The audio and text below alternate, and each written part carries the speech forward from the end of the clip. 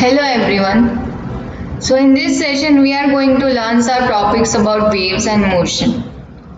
So we will start with free vibrations. Now let us study free vibrations.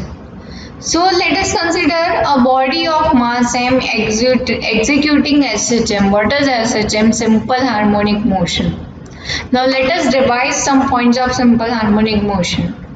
Simple harmonic motion can be defined as a motion in which acceleration of the body is directly proportional to its displacement from a mean position, from a fixed point, or from a equilibrium position, right? And the motion in which the restoring force acting on a body act in such a way that it tries to make the body to regain its original position, right?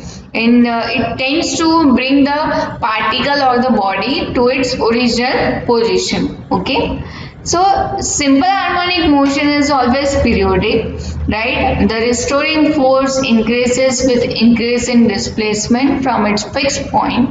Okay, and the restoring force is directly proportional to the displacement, right? And it is always acting as if it is trying to bring the particle or the body performing simple harmonic motion, right, back to its original position, back to its moving position. Okay, so the equation of motion in this case can be written as md square x by dt square is equal to minus kx, right, where here k is known as a force constant. Okay, so let us see the physical significance of this equation m d square x by dt square. Let us consider x is a displacement, right? So here d square x by dt square, right? Here dx by dt is known as the velocity, right? dv by dt is known as the acceleration. dv by dt can be written as d square x by dt square. So m d square x by dt square simply defines force, right, which is mass into acceleration, right? Here acceleration is written in terms of displacement as d square x by dt square, which is equal to minus kx. K is known as a force constant, x is the displacement, right? So this kx force F is equal to minus kx is known as the restoring force that is acting on the body, right? So in equilibrium condition, all the forces balances, right? So here that is why it is written as m d square x by dt square is equal to minus kx, or we can also write m d square x by dt square plus kx is equal to 0. This equation is known as the equation of motion. Okay, so now d square x by dt square can also be written as minus k by m into x. So this k by m is known as the velocity, is the square of the angular velocity, omega square. So k by m can be represented as omega square. So now the equation will be d square x by dt square is equal to minus omega square into x. Now for the 1.5, equation 1.5, we are considering a solution x is equal to a e raised to bt. So if we differentiate this equation with respect to t, dx by dt will be b into a into e raised to bt.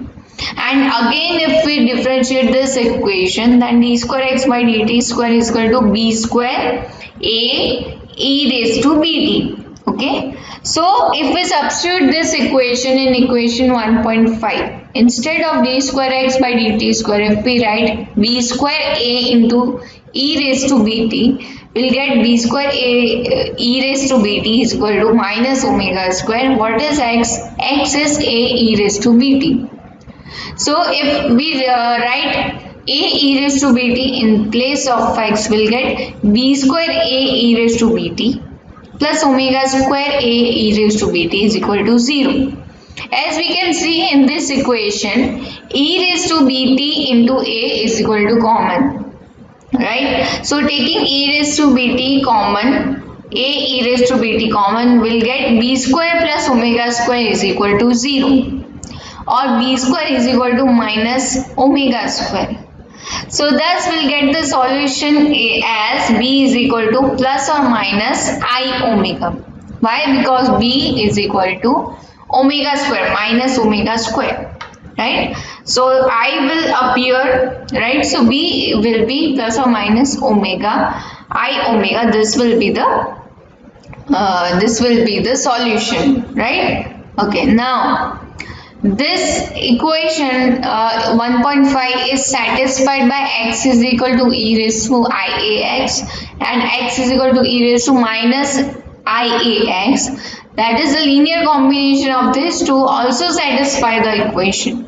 So if we take x as a1 e raised to IAX plus a2 e raised to minus IAX. Here this term consists of two arbitrary constant. One is a1, another one is a2, right? It is the most general solution.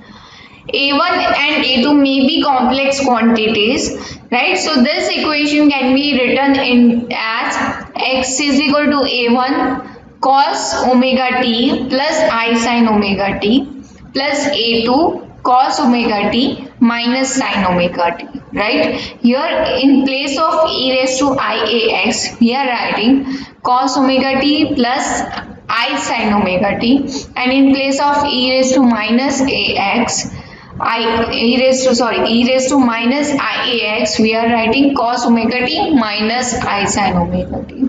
So if we rearrange this term, right, if we open the brackets and rearrange this term, right, so a1 we can write this equation as a1 plus a2 cos omega t plus a1 minus a2 sin omega t.